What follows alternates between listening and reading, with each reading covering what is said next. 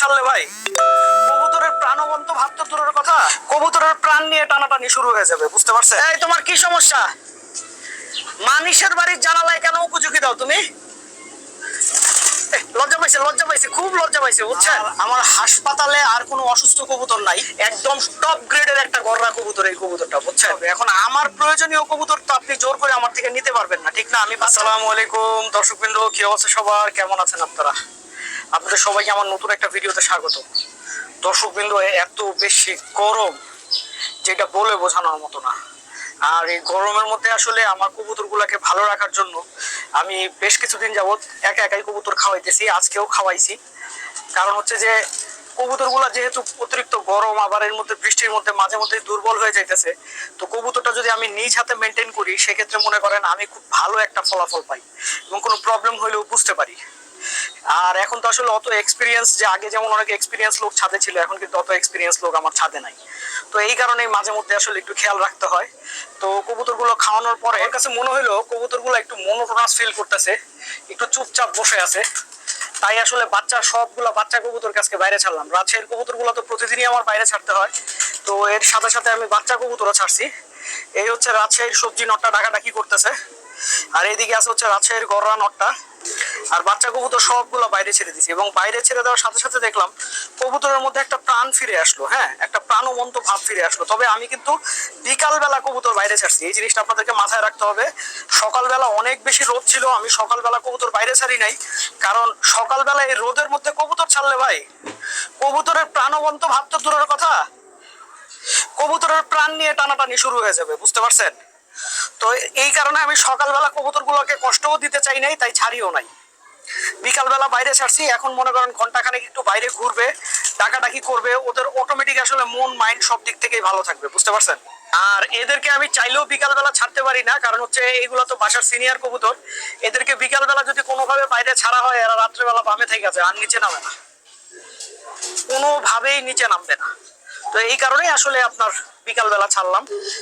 আর এইদিকে এই খাকি নটটা যত বড় হইতেছে তত সুন্দর হইতেছে, ওর ডাক সুন্দর হয়েছে মাশাআল্লাহ। এবং এটা কিন্তু আমার জুলফিকার একটা কবুতর। তো জুলফিকারের এবার বেশ কিছু খাকি কবুতর করা হয়েছে, এখন এগুলা পাল্লায় কেমন করে এটা একটু দেখার বিষয় আছে। আর এইদিকে আমাদের এই কবুতরগুলা, রাজশাহীর কবুতরগুলা, তারপরে মাকড়া জাক কবুতরগুলা, এগুলো আমাকে একটা সুতো ভয় পায় না, আমাকে দেখলে আরো কাছে আইসা পড়ে। এখন মনে করেন ক্যামেরা ধরার পরে সরে গেল। আর একটা অবস্থা দেখেন, খাঁচার মধ্যে ঝুলতেছে। খাঁচার মধ্যে ঝুলতেছে কেন জানেন? কারণ হচ্ছে ওই খাঁচায় একটা নরের সাথে জোড়া নিতেছে, সে জোড়া নেওয়ার জন্য এই খাঁচাতে মনে করেন ঝুলতেছে, যে ভেতর থেকে নরের সাথে জোড়া নেওয়ার চেষ্টা করতেছে।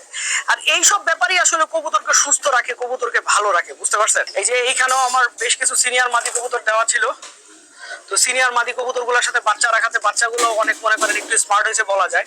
আর আপনারা কি আমার এই বাচ্চা কবুতরটা চিনতে পারছেন?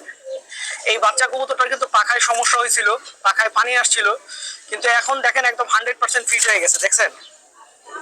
অল্প কয়েকদিনের মধ্যে একদম পুরোপুরি ফিট হয়ে গেছে। তো আশা করা যায় যে আমি ইনশাল্লাহ ওকে উড়াইতেও পারবো।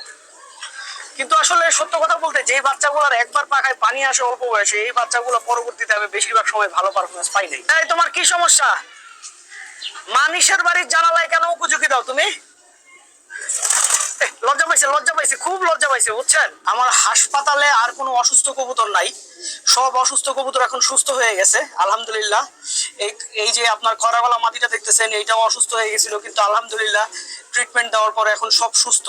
আর আসলে কবুতরের যে কোনো ধরনের অসুখ, আমি কিভাবে আমার কবুতরের অসুখগুলা ঠিক করি, অসুখ বিসুখ হইলে চিকিৎসা করি, সেটা যদি আপনারা জানতে চান তাহলে আমার লেখা 2টা বই আছে, ঠিক আছে? এই 2টা বই যদি আপনারা কালেক্ট করেন তাহলে আমি এতটুকু বলতে পারি যে আপনারা কবুতরের যত ধরনের অসুখ বিসুখ আছে সব ধরনের অসুখ বিসুখের চিকিৎসা আপনারা নিজেরাই করতে পারবেন, এই আর কি।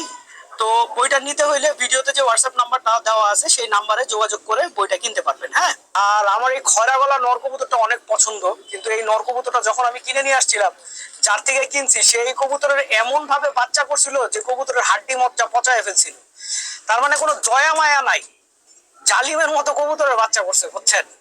তো আলহামদুলিল্লাহ এখন মনে করেন আপনার ও মোটামুটি সুস্থ হয়েছে। এবং দুর্বলতার কারণে আমার কবুতরের যখন ঠান্ডা লাগছিল, ওরও ঠান্ডা লেগে গেছিল, কিন্তু এখন মাশাআল্লাহ সুস্থ হয়ে গেছে। আশা করা যায় খুব শিগগিরই ওকে ইনশাল্লাহ আমি জোড়া দিতে পারবো। হ্যাঁ, আর এইদিকে আমাদের চুইঠাল নরটা আমাকে দেখে লজ্জা পেয়ে চলে যেতেছে। আমাদের এই চুইঠাল গররা চুইঠাল নর কবুতরটা জোড়া নিছে হচ্ছে আমাদের এই সিলভার চুইঠাল মাদি কবুতরটার সাথে। আর আমি বুঝি না কেন আমাদের সিলভার চুইঠাল মাদি কবুতরটা ছাড়লেই চেষ্টা করবে হচ্ছে এই বাচ্চা কবুতরের ধাপড়িতে ঢোকার। ওদের ওদের নিজেদের ধাপড়ি ভালো লাগে না, লাগে হচ্ছে এই বাচ্চা কবুতরের ধাপড়ি ভালো লাগে। এই গররা মাদিটা এখন পর্যন্ত আমার বাসায় আনার পরে একবারও জোড়া দেওয়া হয় নাই, এবার ভাবতেছি একটা জোড়া দিব এই আর কি। আর সবজি মাদিটা তো আমরা থরের ঘর থেকে বাইরে বের করে নিয়ে আসছি, একবারও ঠিকঠাক মতো বাচ্চা করলাম না। এমন একটা অবস্থা, এমন একটা চেহারার অবস্থা হয়ে গেছে যে ওর যান জীবন খালি যায় আর আসে। আবার অল্প কয়েকদিন রেস্ট দিলে আবার সে টনটনা হয়ে যায়। এখন মনে করেন সে একদম টনটনা হয়ে আছে, মোটামুটি বেশ সুস্থ হয়ে গেছে। আর এইদিকে আমাদের এই গররা কবুতরটা আমার খুবই পছন্দ। এই কবুতরটা যদিও দেখতে সুন্দর না, একটু ফাটা টাটা আছে, কিন্তু ভাই এই কবুতরটার চোখ যদি আপনি হাতে ধরে দেখেন তাহলে বুঝবেন ভাই এই কবুতরটা কি। একদম টপ গ্রেডের একটা গররা কবুতর এই কবুতরটা, বুঝছেন? তো ইনশাল্লাহ আমি গররা কবুতরটার বাচ্চা করব, কিন্তু আসলে আমি পারফেক্ট কোনো নর পাইতেছি না এটার সাথে বাচ্চা করার মতো, বুঝছেন?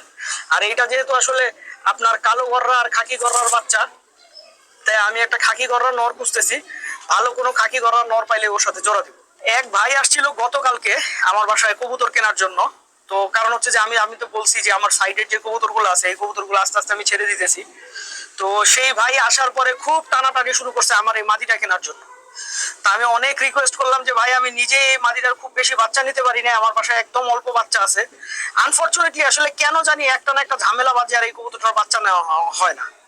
এই কবুতরটার বাচ্চা কিন্তু শরীফের কাছেও আছে, কাকার কাছেও আছে, আমার কাছেও একটা দুইটা বাচ্চা বাসায় রেজাল্ট করতেছে, আরো আমাদের আরো ছোট ভাইয়ের কাছে আছে, কিন্তু আমি কেন জানি বাচ্চা নিতে পারি না। সে খুব মন খারাপ। পরে আমি তারা অনেক বুঝাইলাম, ভাই দেখেন মন খারাপ করে তো লাভ নাই, ঠিক আছে আমার দিকটাও দেখতে হবে। এখন আমার প্রয়োজনীয় কবুতর তো আপনি জোর করে আমার থেকে নিতে পারবেন না, ঠিক না? আমি বাচ্চা করি তারপর আপনাকে দিয়ে দিব। বহু কষ্টে তাকে অবশ্যই বুঝাইতে পারছি। তো আমি দেখি 3-4 জোড়া বাচ্চা করে এই কবুতরটা তাকে দিয়ে দিব। আমি একটা জিনিস চিন্তা করতেছি, বুঝছেন? আচ্ছা এই লাল খাকি কবুতরটার সাথে যদি ওই গররা কবুতরটা দেই, ঠিক আছে, বাচ্চার কালার আসবে কি? আমার কাছে মনে হয় বাচ্চার কালার খুব বিশ্রীও আসতে পারে, আবার খুব ভালোও আসতে পারবে। কিন্তু আমি আসলে এক্সাক্ট কোনো গেস করতে পারতেছি না যে বাচ্চার কালারটা আসলে আসবে কোনটা। একবার আসলে দিয়ে দেখা যায়, দিয়ে জাস্ট একটা অভিজ্ঞতা নেওয়া যায়, ঠিক আছে? আর এরকম করতে করতে অভিজ্ঞতা বাড়ে, কবুতরের কালার সম্বন্ধে জ্ঞান বাড়ে। আর এইদিকে আমাদের পাখি নটটার অবস্থা দেখেন, বাচ্চা টাচ্চা কইরা কয়দিন রেস্ট দেওয়ার পরে একদম সে মনে করেন ডিজেল মেশিন চালায় ভাইব্রেশন দিতেছে, সারাক্ষণ ভাইব্রেট করতেই থাকে। পাখি কবুতরের এই জিনিসটাই আসলে সৌন্দর্য, বুঝছেন? আপনারা চিন্তা করেন তো একটা খাঁচায় যদি সব কবুতর এইভাবে ভাইব্রেশন করতে থাকে, দেখতে কেমন একটু অন্যরকম লাগবে না?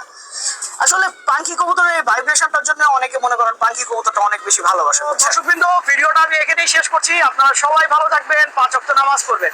আসসালামু আলাইকুম।